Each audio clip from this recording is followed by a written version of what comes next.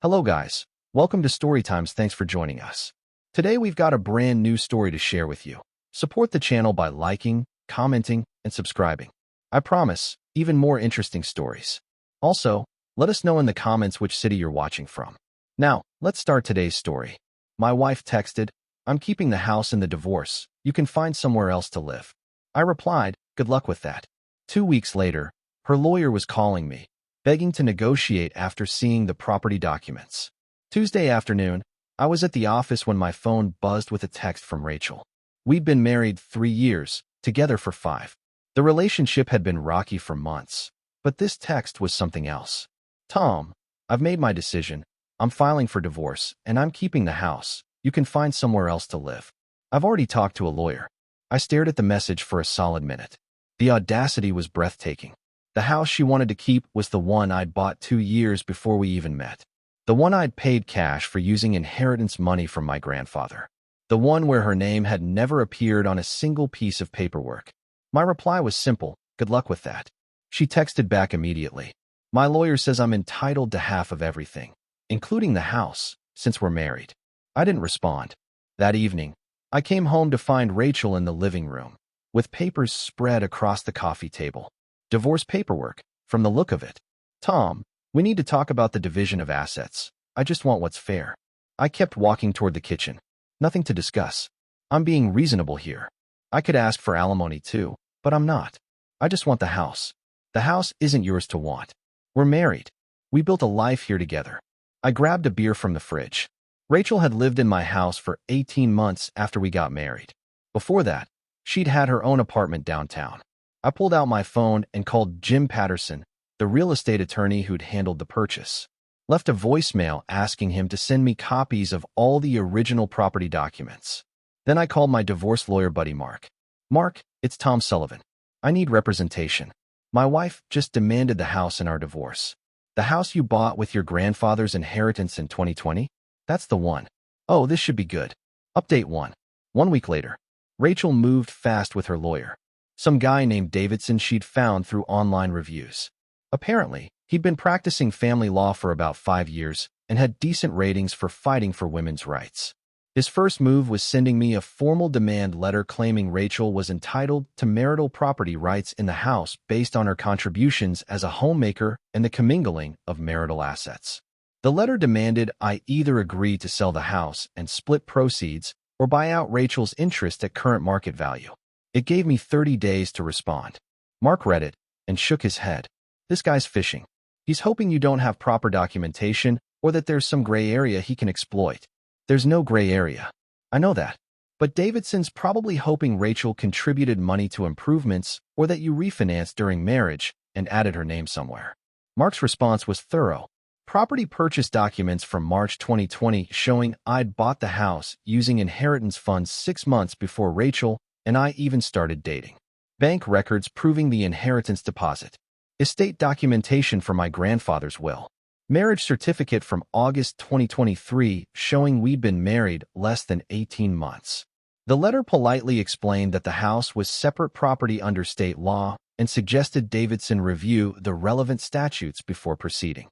Meanwhile, Rachel had been busy acting like the house was already hers. She'd started talking to contractors about renovating the kitchen and told her family she was keeping the place. Thursday evening, I came home to find Rachel's sister Amy helping her pick out paint colors. "Tom, good, you're home. Rachel's been telling me about her plans for the house." "What plans?" "The renovations. New kitchen, maybe add a deck off the back." "There won't be any renovations." Rachel looked up from paint samples. "We haven't talked about my settlement offer yet because there's no settlement to offer." "Tom, be reasonable. I've put 2 years into this house making it a home. You've lived here 18 months and bought some decorative pillows. I've done more than that." "Like what specifically?" "I organized everything. Coordinated repairs. Managed the household. You hired a cleaning service that I paid for and ordered takeout most nights." Amy jumped in. "Rachel's been a full partner in this marriage, Tom. Marriage doesn't give her ownership of property I bought before we met." Update 2. The reality check. Davidson's second letter arrived 10 days later. This one was more aggressive, claiming they'd found evidence of Rachel's financial contributions to the property. It threatened to file a formal motion with the court seeking equitable distribution. Mark was curious now. What contributions could they possibly claim? Beats me. Let's find out. Mark called Davidson directly and asked for specifics. The conversation was apparently enlightening. Davidson claims Rachel paid for landscaping last spring and bought a new washing machine. Mark reported back. Also says she painted 2 bedrooms. The landscaping was her Mother's Day gift to herself that she charged to my credit card. The washing machine replaced one that broke and cost $800. And she painted 1 accent wall in the bedroom because she was bored. That's what they're calling financial contributions? Apparently.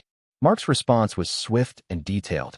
He itemized every household expense for the past 18 months, showing I'd paid mortgage, taxes, insurance, utilities, maintenance, and repairs, totaling over $40,000. Rachel's contributions: washing machine, mulch for flower beds, and paint for 1 wall. Total? Maybe $1,200. The letter concluded that even if these minimal contributions created some theoretical interest, it would amount to roughly 3% of the property value, not the 50% she was claiming. Davidson apparently took the weekend to digest this information. Update 3. The phone call. Monday morning, Mark's phone rang. Davidson wanted to schedule a meeting to discuss settlement options. Settlement options? Mark laughed. Your client has contributed $1,200 to a property worth $400,000. The settlement is she gets nothing. My client has legal rights as a spouse. Your client has rights to marital property. This isn't marital property. Perhaps we could work out some kind of compensation for her domestic contributions. What domestic contributions? The house was cleaner when she moved in. The meeting was set for Thursday afternoon. Davidson insisted Rachel didn't need to attend since it was just preliminary discussions between attorneys. At the meeting, Davidson looked nervous. He'd brought a stack of research on separate property laws and obviously spent time learning what he should have known before taking the case. Gentlemen, I appreciate you taking this meeting. After reviewing the documentation more thoroughly, I think we can reach an amicable resolution. Mark leaned back. What resolution? Your client contributed a washing machine to my client's separate property. Mrs. Sullivan has been a devoted spouse who contributed significantly to the household. Devotion doesn't create property rights, I said. Perhaps Mr. Sullivan would consider a nominal settlement to avoid litigation costs. What kind of nominal settlement? Mark asked. Maybe $10,000? As recognition of Mrs. Sullivan's contributions and to help her transition to independent living. $10,000 for what exactly? For her years of homemaking and domestic labor. Mark pulled out his calculator. Let's see. 18 months of marriage. Mrs. Sullivan worked part-time and hired cleaning services my client paid for. So maybe she did dishes twice a week and bought groceries occasionally. That's about 50 hours of actual domestic work. You're asking for $200 an hour for basic housework. Davidson was getting flustered. That's not how domestic contributions are valued. How are they valued? Based on the benefit to the household and the spouse's sacrifice of earning potential. What earning potential? She worked part-time before marriage and works part-time now. Zero sacrifice. Look, my client just wants enough to secure housing while she gets back on her feet. Mark shook his head. Your client's housing needs aren't my client's responsibility. She can get back on her feet using her own feet. The meeting ended with Davidson promising to discuss options with Rachel. Update 4. The collapse. 2 days later, Davidson called Mark directly. My client wants to drop the property claim and proceed with a simple dissolution. Smart choice. She'd still like some assistance with moving expenses. Not happening. What about temporary spousal support while she finds a new place? She has a job and her own income. She can find her own place. Mr. Sullivan could at least help with a security deposit. Mr. Sullivan could also buy her a car and pay her rent for a year, but he's not going to do that either. That evening, Rachel tried one final approach. Tom, I talked to my lawyer. He says my case isn't as strong as he initially thought. Your case never existed. I know that now, but I'm in a tough spot financially. You work at the boutique. You have income. Part-time income. I can't afford a decent apartment on what I make. Then get a full-time job. It's not that easy at my age. Rachel was 31. Could you at least help with first month's rent somewhere? Just to get me started. No. Tom, we were married for 3 years. That has to count for something. It counted until you tried to steal my house. I wasn't trying to steal anything. I thought I had rights. You thought wrong. That's not my problem to fix. Final update. 1 month later. The divorce finalized without drama once Rachel dropped her property demands. She kept her personal belongings, her car, and her part-time job. I kept everything I'd owned before marrying her. Davidson apparently learned a valuable lesson about researching property ownership before filing demands. Mark heard he'd been more careful about taking cases involving separate property claims. Rachel moved in with her sister temporarily, then found a one-bedroom apartment near her work. She'd been telling people I'd kicked her out of her home. But the story fell apart when details emerged about whose name was actually on the deed. Her mother called me a few weeks after everything was final. "Tom, Rachel's having a hard time adjusting financially." "I'm sure she is. She really thought she had a claim to the house. Her lawyer told her marriage gave her rights." "Her lawyer was wrong. Couldn't you help her out just this once? Maybe co-sign a lease or something?" "Mrs. Henderson, I'm not responsible for Rachel's financial planning anymore. She's struggling to make ends meet on her salary. She was struggling before we got married too. That's why she moved in with me instead of getting her own place." "That seems harsh." "What's harsh is trying to take someone's house because you don't want to pay your own rent." The conversation ended there. Last week I saw Rachel at the grocery store. She looked tired and stressed, but didn't approach me. I heard from mutual friends she'd picked up more hours at the boutique and was considering getting a roommate to help with expenses. The whole situation was a perfect example of what happens when someone confuses living somewhere with owning it.